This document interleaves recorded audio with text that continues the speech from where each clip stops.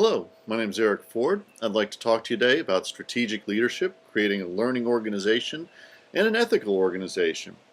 Parts 1 and 2 of this series were comprised of my interview with Tony Ray, America's Cup sailor, and general bon vivant, if you will, globe-trotting around the world.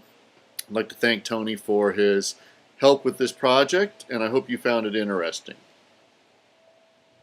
Parts 3 through 6 will deal with the material covered in the book today, and the first part is Elements of Leadership. The learning objectives for this module include, you'll understand the 3 key interdependent activities which successful leaders must engage in. In other words, you have to do all 3 of these things in order to succeed. We'll also talk about the 3 elements of effective leadership in terms of integrative thinking, overcoming barrier or facilitating change, as we might want to say, and the effective use of power. We'll cover something called emotional intelligence, and I'll share with you some of my personal views about how that's taken form.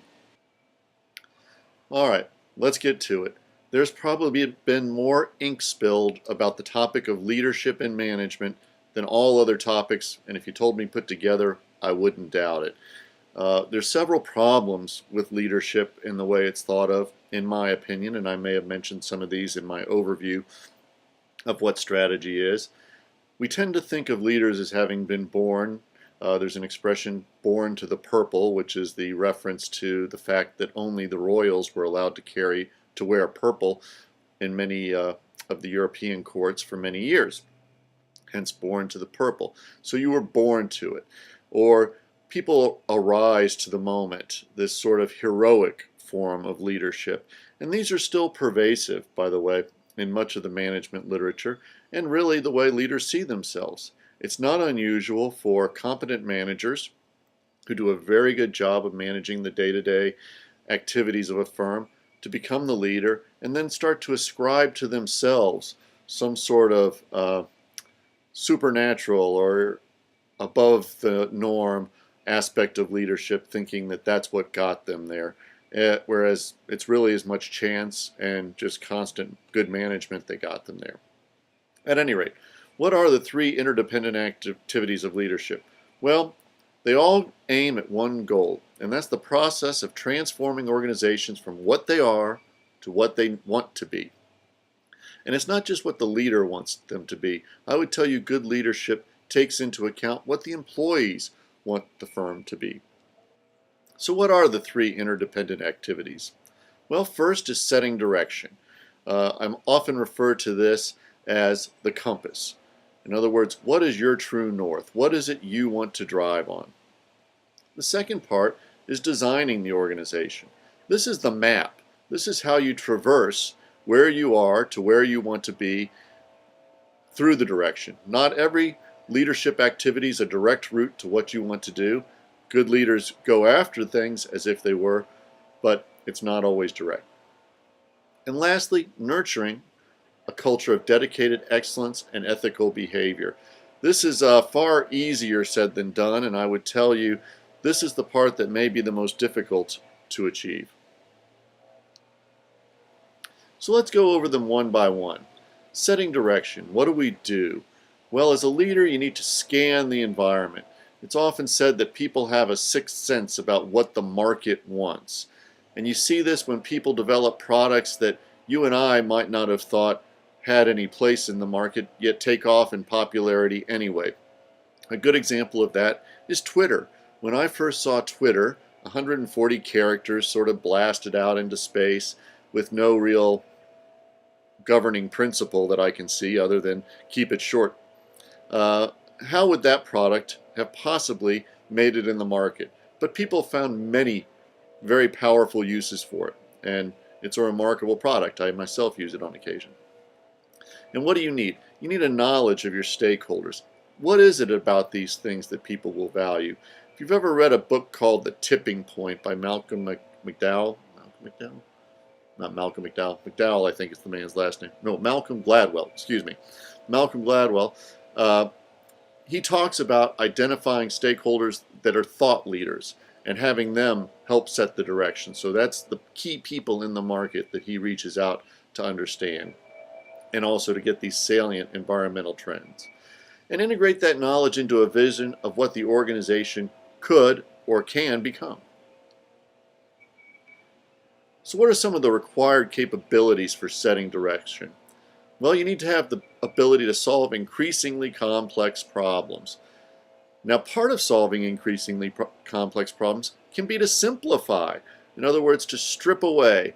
One of the common features of organizations over time is they build systems and processes over processes, and it eventually becomes necessary to strip some of that out. So when you take over as a new leader, oftentimes one of the first activities is sweeping away the old.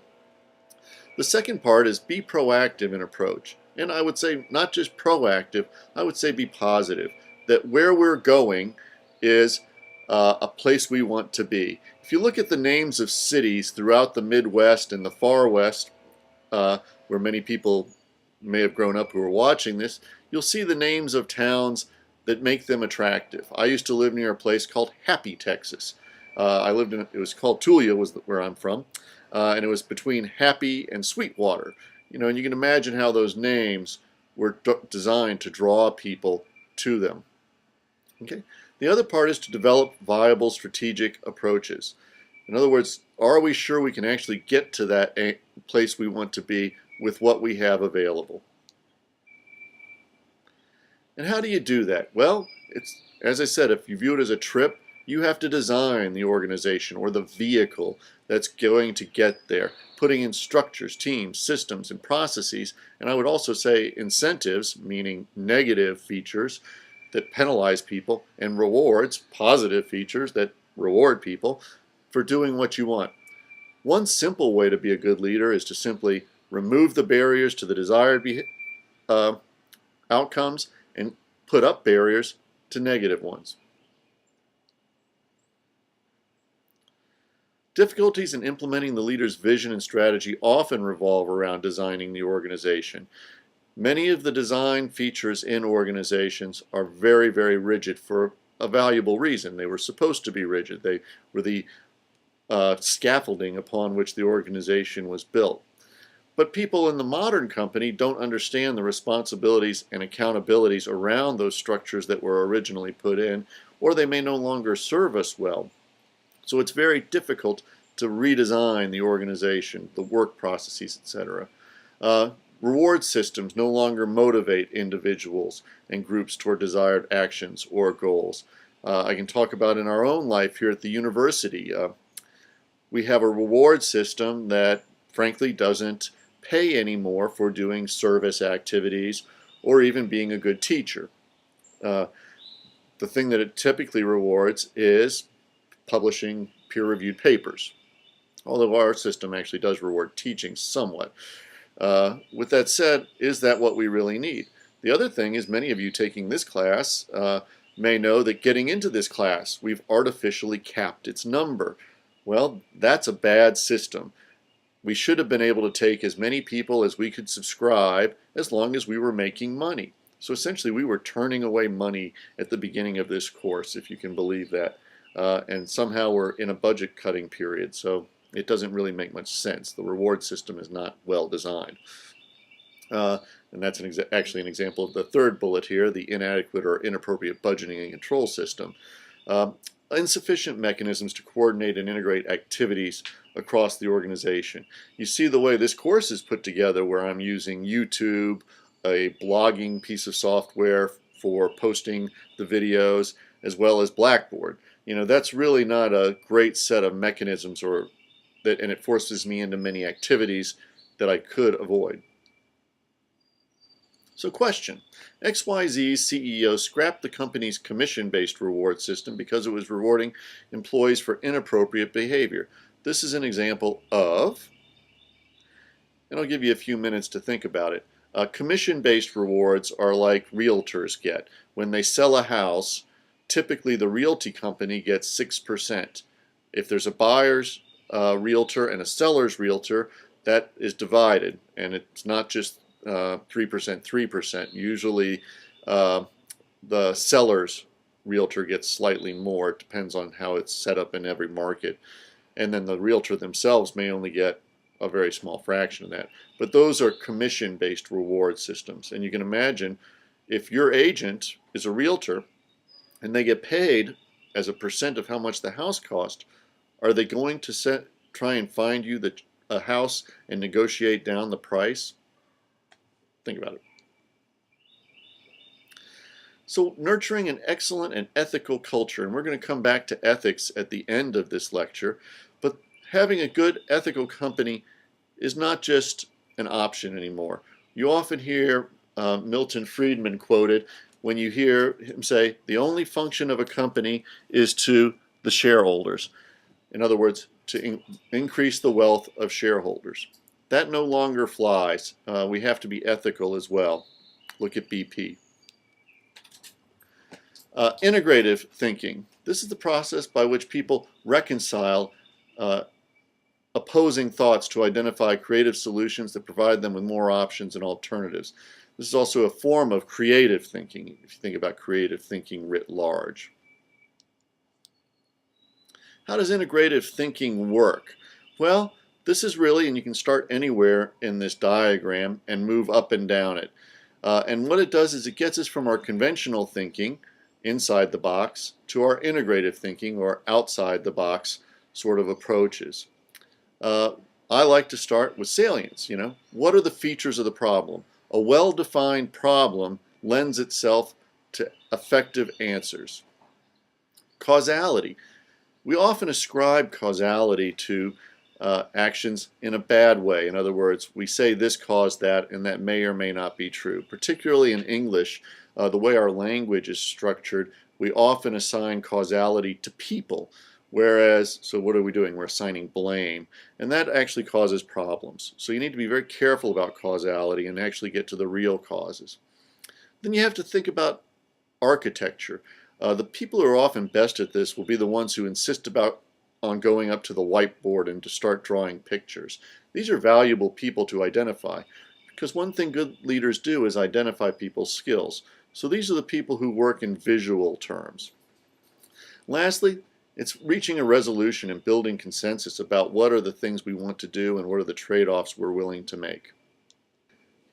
Barriers to change. Nobody likes change. I don't know why. It's just the way it is. This is the reason organizations are slow. One of my colleagues routinely shows me a book with a picture of a battleship on the cover and says it takes 2 years to change anything in the university.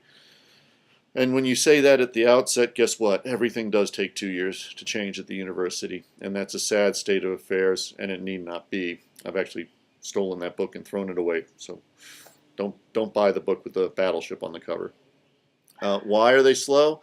People have vested interest. Every system is designed to get the results it's currently getting. As a matter of fact, it's perfectly designed to get the results it's getting.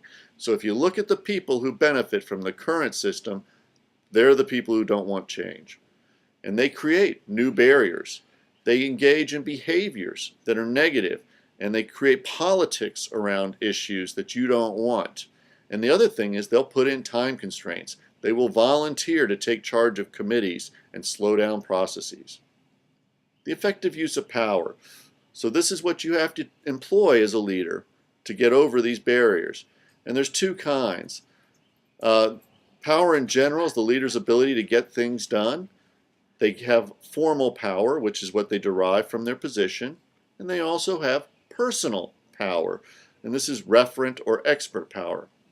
In academia, we typically hire PhDs to run the university, although I see no reason to believe that a PhD is necessarily the best person to run our business. That's just me. That is obviously not the common wisdom, so think about it. Referent power is based on their experience and their interpersonal relationships, etc. So that's the personal side. Organizational, legitimate power. They're given the authority to do what they want done. Reward power. They hold the purse strings. They can move people up and down. Coercive. They can move people down and cut their pay. And information. And this is one of the ones I want to say you need to be most careful about.